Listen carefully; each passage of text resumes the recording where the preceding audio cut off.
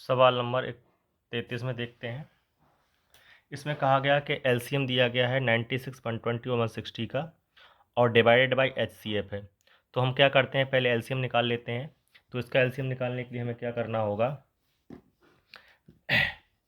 LCM मतलब ऐसी बड़ी से बड़ी संख्या होगी जो इन दी गई संख्याओं से पूरा पूरा कटेगी। तो देख रहे हैं हम कि यहाँ पे इसको हम देखें तो इसको हम सरल खंडों में, या तो दो विधि होती है इसकी, या तो गुणनखंड विधि से हम कर लें या फिर फैक्टराइजेशन मेथड से भी कर सकते हैं। तो गुणनखंड विधि से करने के लिए हम देखते हैं कि इनमें से सबसे पहले जो भी चीज़ कॉमन है उसको निकाल लो, वो सबसे अच्छी विधि होती है। तो हम देखते हैं कि इनमें कम से कम जो कॉमन निकल के आ रहा है, 4 पंचे 20, 4 एकम 4, यानी 4 तो कॉमन निकल ही रहा, बल्कि 8 भी इनमें कॉमन निकल रहा है। आप देखेंगे तो 8 का इनमें से पूरा पूरा भाग जाएगा। तो 8 का इनमें से पूरा पूरा भाग जाएगा तो 8 इनका कॉमन हो जाएगा कहीं ना कहीं। देखेंगे हम तो 8 एक कॉमन निकल के आ गया ना। देखेंगे तो 8 जब हमने भाग दिया तो 8 एकम 8, 8 दूनी 16 बचा है।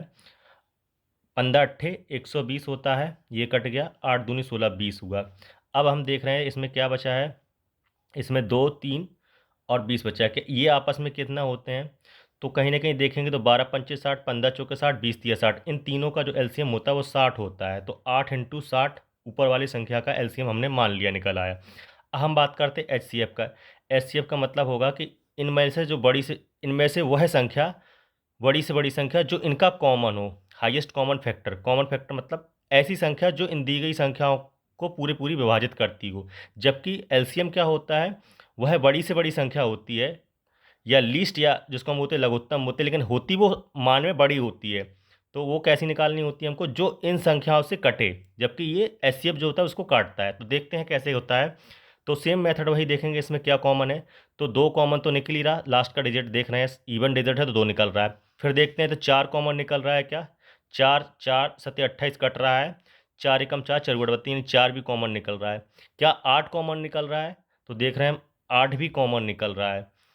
ठीक है, तो 8 कॉमन देखते हैं। 8 9 8 72 और 8 दूनी 16, 8 एकम 8। इसके अलावा अब देखो 9 और 21 बचा हुआ है।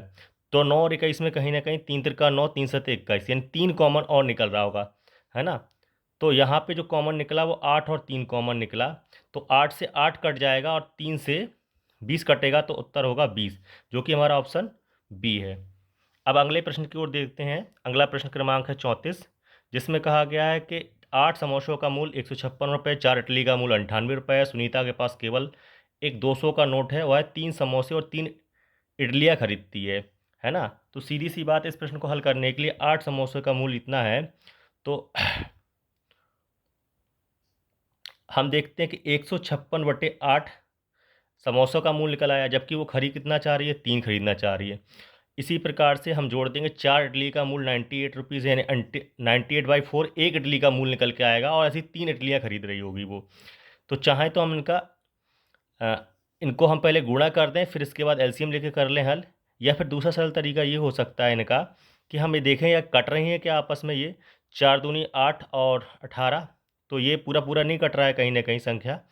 तो देखते हैं अभी हम कैसे होगा इनका। तो इसको अलग भी कर सकते हैं हम। आप देख पा रहे होंगे, 6 तिया 18, हासिल आया 1, 15 तिया 45 और 1 46, है ना, बटे 8।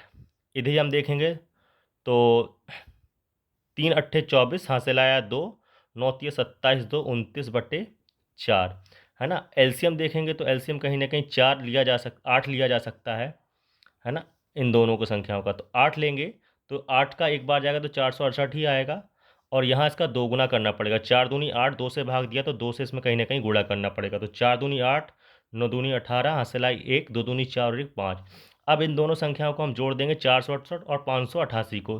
468 और 588 को जोड़ा हमने तो 8 दूनी 16, हासिल आया 1, और 6 8 6 14 और 1 15, हासिल फिर से 1 आया। तो 4 4 5 4 9 और 1 10, 1056/8।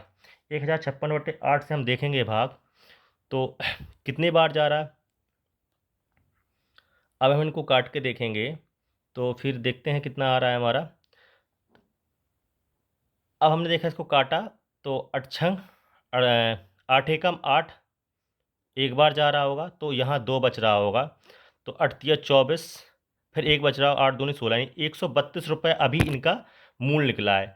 अब वो ये पूछ रहा है कि उसने नोट तो दिया था 200 का, तो उसके पास कितना रुपए बचा। 132 रुपये का उसने वो खरीद लिया है सामान, और नोट था 200 का। तो जाहिर सी बात है कि इसमें से कितना जो इसका घटाव होगा, यानी अंतर होगा, वही रुपये तो बचा होगा। जो कि अंतर कितना निकल रहा है, 0 में से 2 जाएगा तो 8 होगा, यहाँ हासिल बढ़ जाएगी, एक 4 हो जाएगा, तो 10 में से 4 जाएगा तो फिर 6 बचेगा, और यहाँ जोड़ने पे हासिल एक 2 हो जाएगी, 2 में से 2 जाएगा तो क्या होगा 0। यानी हमारा उत्तर बी यहाँ पे मैच कर जाता है, जो कि 68 रुपये है। धन्यवाद। अब हम देखेंगे प्रश्न क्रमांक 35, है ना।